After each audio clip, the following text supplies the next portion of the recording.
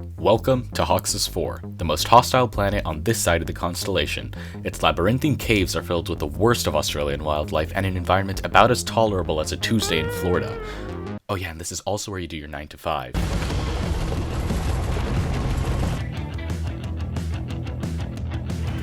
Eat it!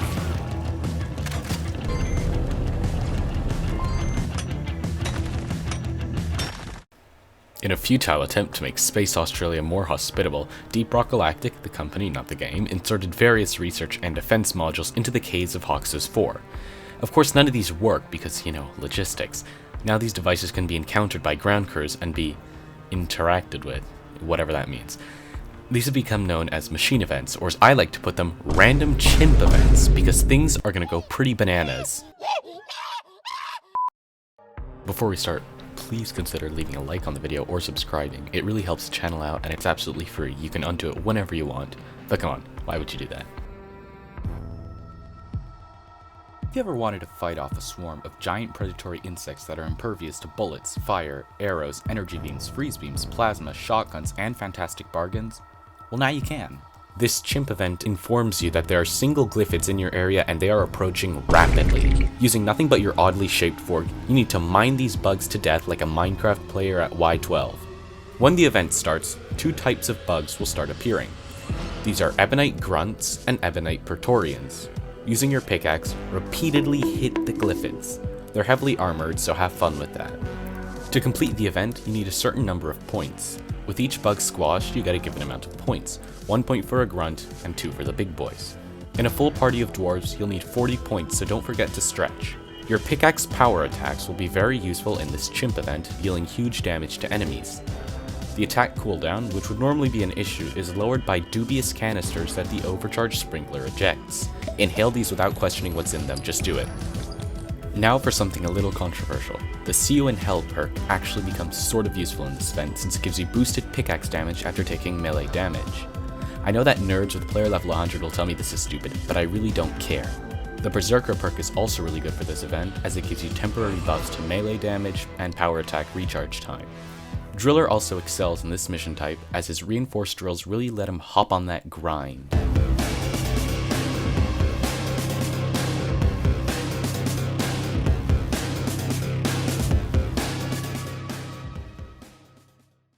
If you've survived the challenge, a nearby core infuser will become active. Here, you can infuse your matrix cores with overclocks or with cosmetics if you're weird. There's also a pandemic on Hoxus, and the bugs have contracted minerals. The Kursite Infection event is the most straightforward of all machine events. After activating the event from a device, squash the weird-looking bugs and toss their drops into the grinder. You need to be fast because the drops, which are called Kursite samples, will vanish quickly if not deposited in the grinder. Oh yeah, and this event is also on a timer. The funny bugs in this event will either be acid spitters, Magterra spawn, or Praetorians.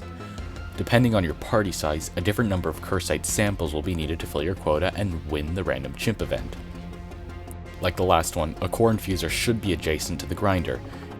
If you've completed the event, use it to infuse a matrix core with either a cosmetic or overclock to craft at the forge. Take your pick. Like mining.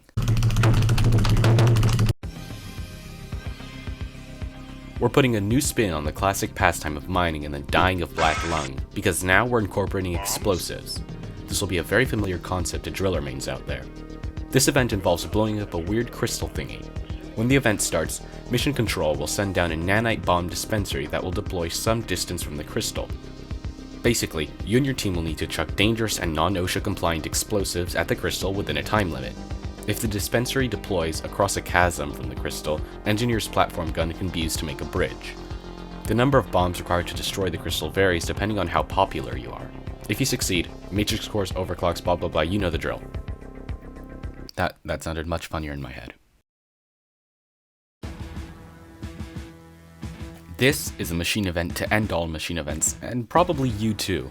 OMEN stands for OMEN Modular Exterminator Network.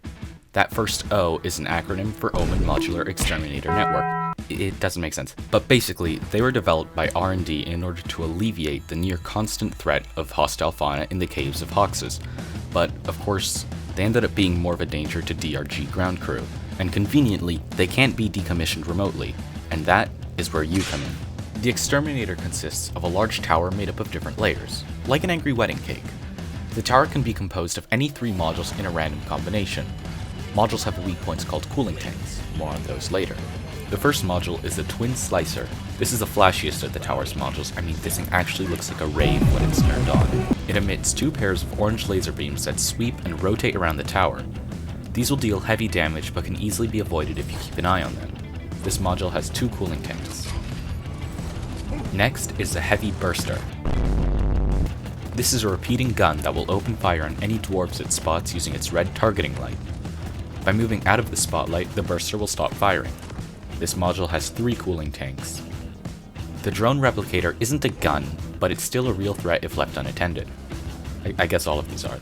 Every 6 seconds, the Replicator releases a homing drone that locks onto players and explodes on impact with objects, terrain, creatures, or you. There will always be a minimum of 1 active drone. I like to get rid of this module early because that means you don't have to deal with all the drones flying around. So remember when I said that the combination of these modules was random? There's one exception. The Radial Pulse Gun will always be the bottom module when it's part of the configuration.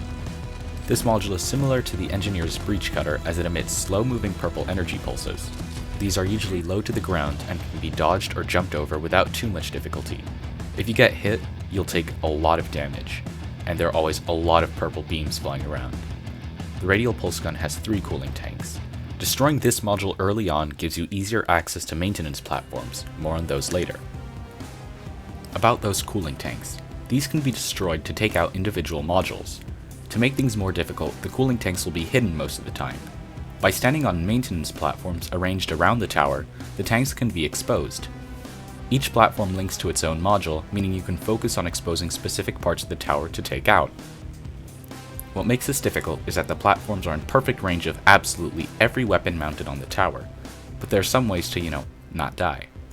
First and most obvious is the Gunner's Shield, which can be used for a clutch revive or just to block incoming fire. Next is Engineer's Platform Gun, which can be used to block weapons. This is especially useful against the Radial Pulse Gun, just make sure you don't cover the cooling tanks in cheese. Driller's Power Drills can be used to dig defensive trenches because who doesn't love trench warfare? This won't be very effective against the Drone Replicator since they'll just go into the trench. This machine event also rewards you with the Forge item. And that about wraps it up for all 4 machine events you'll encounter on Hoxes. If there's one final tip I would like to give, it would be try not to get yourself killed. Trust me, it works.